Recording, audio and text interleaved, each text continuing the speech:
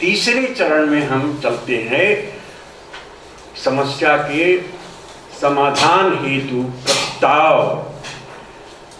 बनाने में, जिसे हम शोध की भाषा में परिकल्पना निर्माण कहते हैं। परिकल्पना, इसके लिए अंग्रेजी शब्द है हाइपोथेसिस। हम हाइपोथेसिस बनाते हैं। Hypothesis, hypo plus thesis, tentative statement. शोध की जो समस्या है, जो हमने चिन्हित किया है, उसको हल करने के लिए हम एक टेंटेटिव आंसर, एक ऐसा उत्तर देते हैं जिसकी आजमाइश सत्यता की होनी है। ऐसे कथन को हिंदी में परिकल्पना कहेंगे और अंग्रेजी में हाइपोथेसिस कहेंगे। शोधकर्ता परिकल्पना निर्माण करता है कि इस समस्या का निवारण कैसे हो सकता है, इस समस्या से हम कैसे अपना पीछा छुड़ा सकते हैं, और इस क्रम में वह चरों को आइडेंटिफाई करता है, उनकी पहचान करता है कि क्या चर हैं, कैसा उन चरों में हम एक संबंध जोड़ते हैं कि हम ऐसा करें तो ऐसा होगा। तो ये परिकल्पना निर्माण की प्रक्रिया। जैसे आप देख रहे हैं कि बच्चे शोर मचा रहे हैं, आप क्लास में अभी भी गए हैं, बच्चे शोर मचा रहे हैं, आपने कारण समझ लिया कि शोर मचाने का कारण यह है कि वो उनके पास कोई टास्क नहीं। आप तुरंत उनको ब्लैक बोर्ड पर ले जाते हैं और उनको कहते हैं जो ब्लैक बोर्ड में है, जो लिखा है हमने उसको लिखो। आपने टास्क दिया, देखिए तुरंत शोर मचाना बंद। आपकी परिकल्पना थी कि हम उनको टास्क में लगा दें तो शोर मचाना बंद हो जाए। यह आपकी परिकल्पना बनाया आपने, तुरंत उस पर एक्ट किया और आपने देखा कि परिकल्पना आपकी जो थी। अब आप देखेंगे क्या और भी कोई कारण था। तो यह प्रक्रिया चलती रहती है।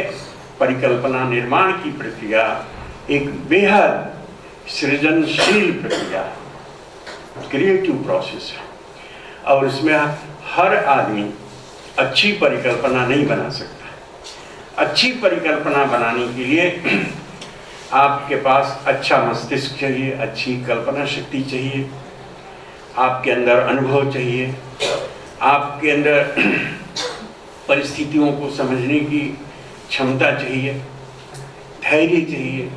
ये सभी चीज़ें ज़रूरी हैं, तभी आप शोध की परिकल्पना प्रभावी रूप से अच्छी परिकल्पना बना सकते हैं। तो पहले शोध की समस्यात्मक परिस्थिति से आपका साक्ष्य हुआ।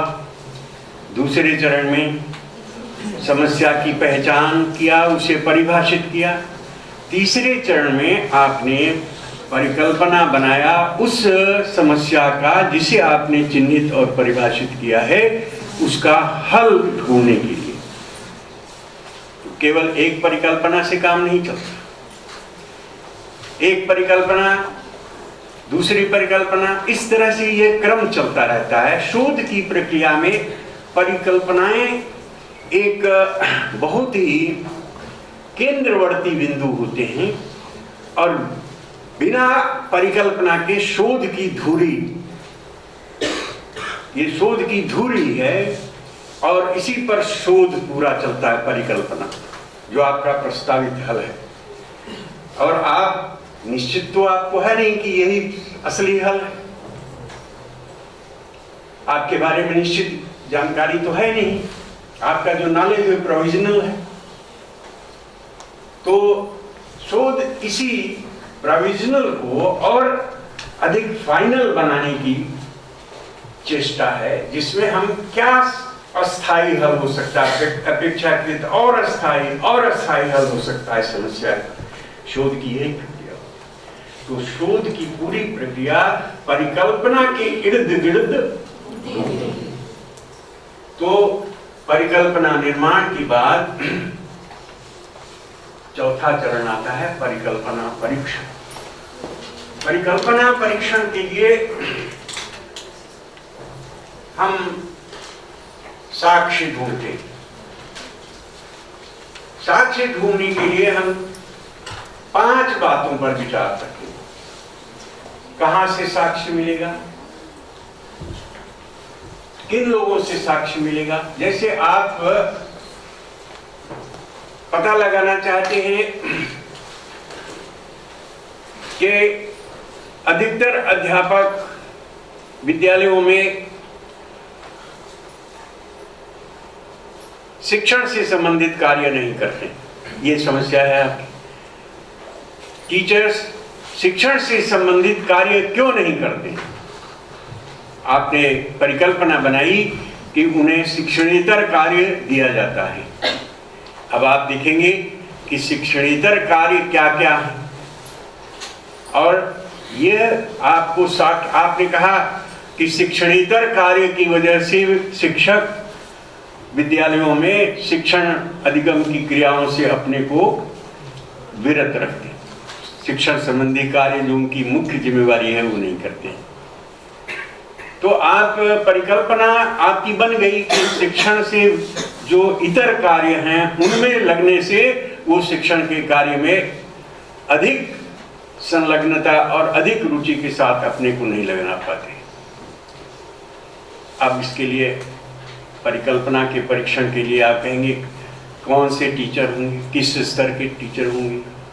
प्राथमिक स्तर के हैं तो प्राथमिक स्तर की शिक्षण, और आपको पूरा एक शोध का समग्र होता है उसको परिभाषित करना पड़ता है। इसको कहते हैं पॉपुलेशन ऑफ रिसर्च। यहाँ जो शोध का पॉपुलेशन है उसको हिंदी में जनसंख्या नहीं कहा जाए, समग्र कहा जाए। ये सेंसस के अर्थ में नहीं है। जिस पर आपका पूरा का पूरा परिकल्पना का परीक्षण आधारित होगा वो शोध का समग्र कहलाता है। और कई शोध की परिस्थितियों में हम पूरे समग्र तक पहुंच नहीं सकते, तो हम उस समग्र से एक छोटा सा समूह ले लेते हैं जिसे सैंपल कहते हैं, प्रतिदर्श कहते हैं। शोध में समग्र तक पहुंचना मुश्किल होता है, सीधे आप समग्र तक नहीं पहुंच सकते। इसलिए आप ये जो समग्र है, शोध का जो समग्र है,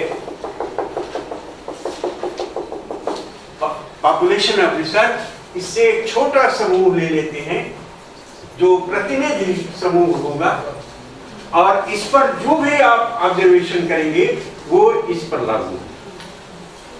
तो इसलिए जरूरी है कि जो प्रतिदर्श हो, सैंपल हो, वो पूरे समग्र का प्रतिनिधित्व करे। उसमें वे सारे गुण हों, सारे गुण प्रतिबिंबित हों जो समग्र में हो। आप देखिए जितने वैज्ञानिक हैं वो समग्र तक सीधे नहीं पहुंचते, प्रतिदर्श ले लेते हैं। प्रतिदर्श पर जो ऑब्जर्वेशन करेंगे, सैंपल पर जो ऑब्जर्वेशन करते हैं, उसके आधार पर वो पॉपुलेशन के बारे में इन्फ्रेंस करते हैं, अनुमान लगाते हैं। अच्छा ये है। आप डॉक्टर के पास जाइए, आपको कोई बीमारी है, डॉक्टर को संदेह है कि आपके ब्लड में कोई किसी तरह की कमी है, तो आपका जो ब्लड है वो पूरा ब्लड तो नहीं निकलवा लेगा, क्या करेगा? आपका सैंपल लेगा, बहुत छोटा सा सैंपल लेगा, और उस ब्लड टेस्ट से पता चल जाता है कि आपकी क्या कमी है ब्लड से संबंधित। तो उस सैंपल से डॉक्टर एस्टिमेट करता है कि असली चीज, असली बीमारी क्या है। उसी तरह से मान लीजिए हमें आप पर रिसर्च करना, तो आपके सारे जो यहाँ पर लोग हैं, जो इस समूह के लोग हैं जिन पर मैं रिसर्च कर रहा हूँ, वो हमारे समग्र कहलाएंगे। यह हमारा जो समग्र है वो सारे लोग कहलाएंगे। अब सभी नहीं मिलते, सभी नहीं मिल पाते, तो हम एक छोटा सा ग्रुप ले लेंगे। इस समग्र में बॉयज भी हैं, गर्ल्स भी हैं।